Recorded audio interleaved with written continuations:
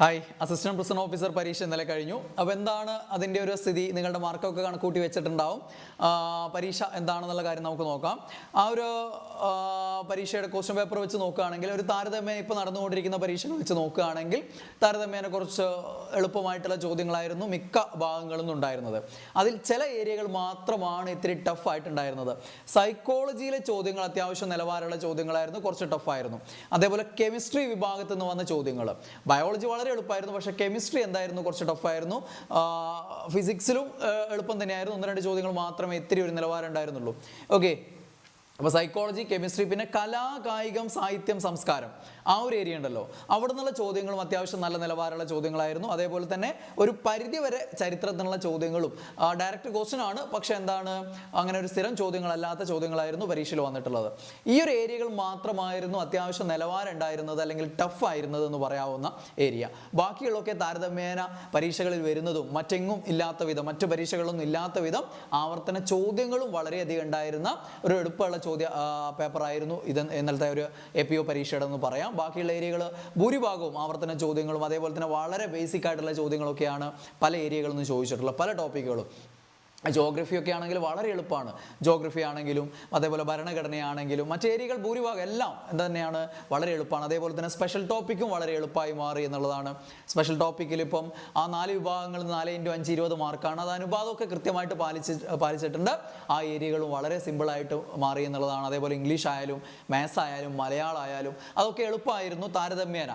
Okay, ഇവ പുതിയതായിട്ട് ആദ്യമായിട്ട് ഈ ഒരു പരീക്ഷയ്ക്ക് വേണ്ടി മാത്രം ഇറങ്ങി തിരിച്ച് നോക്കുന്നവരെ സംബന്ധിച്ച് അയ്യോ സാറെന്തായി പറയുന്നത്, എനിക്ക് ടഫായിരുന്നല്ലോ, എനിക്ക് ഇത്രയും മാർക്കേ ഉള്ളൂ എന്ന് വിചാരിക്കുന്നുണ്ടാവും. പക്ഷേ നിങ്ങൾ കുറച്ചുകൂടെ മെച്ചപ്പെടുന്ന അവസ്ഥയിൽ എത്തിക്കഴിഞ്ഞാൽ, അല്ലെങ്കിൽ ഇപ്പോഴത്തെ ഒരു PSC ഉദ്യോഗാർത്ഥിയുടെ, ഒരു ശരാശരി PSC ഉദ്യോഗാർത്ഥിയുടെ നില വെച്ച് നോക്കുമ്പോൾ ഒരു എളുപ്പമുള്ള ചോദ്യ പേപ്പറായിരുന്നു എന്നുള്ളതാണ് ഒരു വസ്തുത.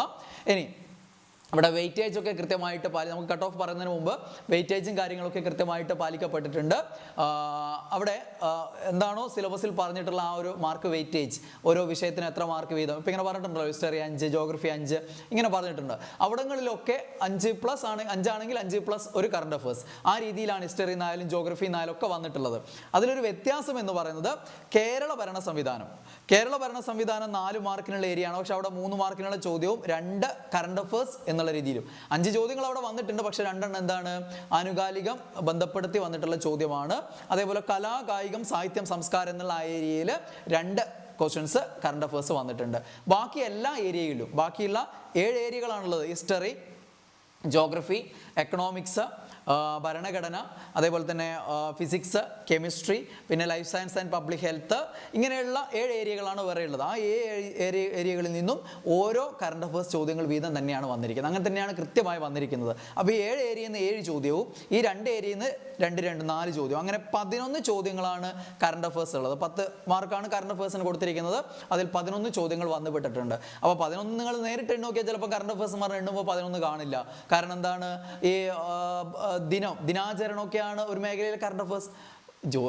ഭൂമിശാസ്ത്രമായിട്ട് ബന്ധപ്പെട്ട് അവിടെ നിന്ന് വന്ന കറണ്ട് അഫേഴ്സ് എന്താ, ഭൗമദിനമായിട്ട് ആചരിക്കുന്നതാണ്. അപ്പോൾ അത് ദിനാചരണങ്ങൾ എന്താണ്, ഇതേപോലെ വരുന്ന എന്താണ് ഈ ഒരു ടോപ്പിക് വൈസ് കറണ്ട് അഫേഴ്സ് വരുമ്പോൾ അല്ലെങ്കിൽ സബ്ജക്റ്റ് വൈസ് കറണ്ട് അഫേഴ്സ് വരുമ്പോൾ അത്തരം ചോദ്യങ്ങളും അവിടെ കറണ്ട് അഫേഴ്സ് പെടുന്നതാണ്. അപ്പോൾ ആ രീതിയിലാണ് മാർക്ക് വെയിറ്റേജ് എന്ന് പറയുന്നത് കൃത്യമായിട്ട് പാലിക്കപ്പെട്ടിട്ടുണ്ട്.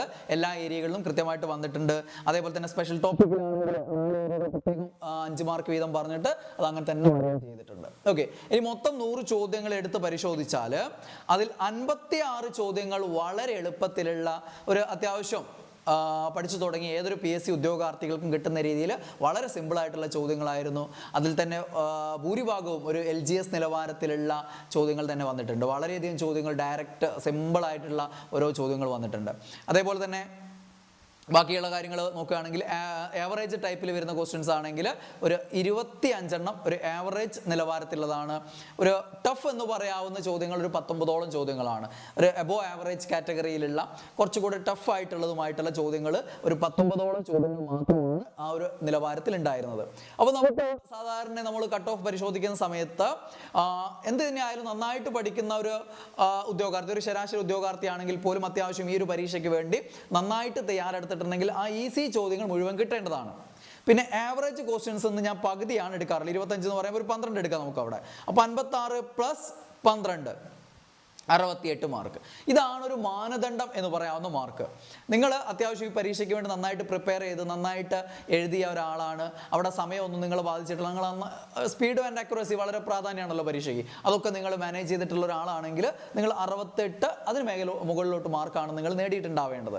അപ്പോൾ ഇതാണ് ഒരു അവലംബകം എന്ന് പറയാവുന്ന ഒരു മാർക്ക്. ഞാൻ എപ്പോഴും പറയുന്ന സമയത്ത് ഈ രീതിയിലാണ്. പിന്നെ ചില പരീക്ഷകൾ നമ്മൾ എന്ത് ചെയ്യേണ്ടി വരും, ഈ പകുതിക്ക് പകരം ഫുൾ എടുക്കേണ്ടി വരും. അത്രയും മത്സരമുള്ള പരീക്ഷകളിൽ നേരെ തിരിച്ച് മറ്റു പരീക്ഷകൾ അങ്ങനെ ചെയ്യാറുണ്ട്, വേറെ തിരിച്ചും ചെയ്യാറുണ്ട്. അപ്പോൾ ഇവിടെ നമുക്ക് APO പോലെയുള്ള ഒരു പരീക്ഷയിൽ നമുക്ക് ഈ രീതിയിലാണ് എടുക്കേണ്ടത്. ഒരു അവലംബകം എന്നുള്ള മാർക്ക് ഒരു 68 എടുക്കാം. ഇനി അവിടെ നിന്ന് ഇത്തിരി താഴോട്ടും അവിടെ നിന്ന് ഇത്തിരി മുകളിലോട്ടും അങ്ങനെയാണ് കട്ട് ഓഫ് വരേണ്ടത്. പിന്നെ അവിടെ സ്വാധീനിക്കാവുന്ന ഘടകങ്ങൾ എന്ന് പറയുന്നത്, ഒന്ന് APO എന്ന് പറയുന്നത് മറ്റു പോസ്റ്റ് തസ്തികകൾ പോലെ അത്ര നിയമനം നടക്കുന്ന വളരെയധികം പോസ്റ്റുകൾ ഉണ്ടാവുന്നൊരു തസ്തികയല്ല. അതുകൊണ്ട് തന്നെ ലിസ്റ്റിൻ്റെ അതിൽ ഉൾപ്പെടുന്ന ആളുകളുടെ എണ്ണം കുറവായിരിക്കും, അതൊരു ഘടകമാണ്.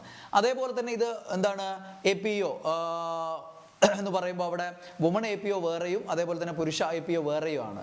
അപ്പം അങ്ങനെയൊക്കെയുള്ള കുറേ ഘടകങ്ങൾ ഉള്ളത് കൊണ്ട് അതൊക്കെ കൂടെ പരിഗണിക്കുമ്പോൾ നമുക്ക് എൻ്റെ ഒരു ഊഹം എന്ന് പറയുന്നത്, എപ്പോഴും പറയുന്ന പോലെ തന്നെ കട്ട് ഓഫ് എന്ന് പറയുന്നത് ഒരു 62-നും 68-നും ഇടയിലാവാനാണ് സാധ്യത. അത് തന്നെ കുറച്ചുകൂടെ ചിലപ്പോൾ ഈ ഒരു അപ്പർ ലിമിറ്റിലേക്ക് അല്ലേ ഇങ്ങോട്ടേക്ക് വരാനാണ് സാധ്യത കൂടുതൽ. ഒരു 65-ന് മുകളിലോട്ടേക്ക് ആവാനാണ് സാധ്യത കൂടുതൽ എനിക്ക് തോന്നുന്നത്. അപ്പം ഇതാണ് ഏകദേശം നിലവാരം. ഞാൻ എപ്പോഴും പറയുന്ന പോലെ തന്നെ കട്ട് ഓഫ് ഇത് എനിക്ക് തോന്നുന്ന രീതിയിൽ ഇപ്പോഴത്തെ സ്ഥിതിഗതികൾ വീക്ഷിച്ചുകൊണ്ട് ഉദ്യോഗാർത്ഥികളുടെ ഒരു ഫീഡ്ബാക്ക് ഒക്കെ എടുത്തുകൊണ്ട് നമുക്ക് തോന്നുന്ന രീതിയിൽ പറയുന്നതാണ്. അത് ശരിയാവാം തെറ്റാവാം. വളരെയധികം സമയം ശരിയായിട്ടുണ്ട്, വളരെയധികം തവണ തെറ്റിയിട്ടുണ്ട്. ശരിയായ സമയത്ത് അതിൻ്റെ ക്രെഡിറ്റ് ചോദിച്ചുകൊണ്ട് ഞാൻ വന്നിട്ടില്ല, തെറ്റായ സമയത്ത് അതിൻ്റെ ക്രെഡിറ്റ് ഏറ്റെടുക്കാൻ അല്ലെങ്കിൽ അതിൻ്റെ ഡിസ്ക്രെഡിറ്റ് അല്ലെങ്കിൽ അതിൻ്റെ പാപഭാരം ഏറ്റുവാങ്ങാൻ ഞാൻ തയ്യാറുമല്ല. അതുകൊണ്ട് എപ്പോഴും പറയുന്ന പോലെ കല്ലേറും വേണ്ട പൂച്ചെണ്ടും വേണ്ട. ഇത് പ്രതീക്ഷിക്കുന്ന, എന്നിൽ നിന്ന് പ്രതീക്ഷിക്കുന്ന ഉദ്യോഗാർത്ഥികൾക്ക് വേണ്ടിയിട്ടുള്ള ഒരു വിശകലനം മാത്രമാണ്.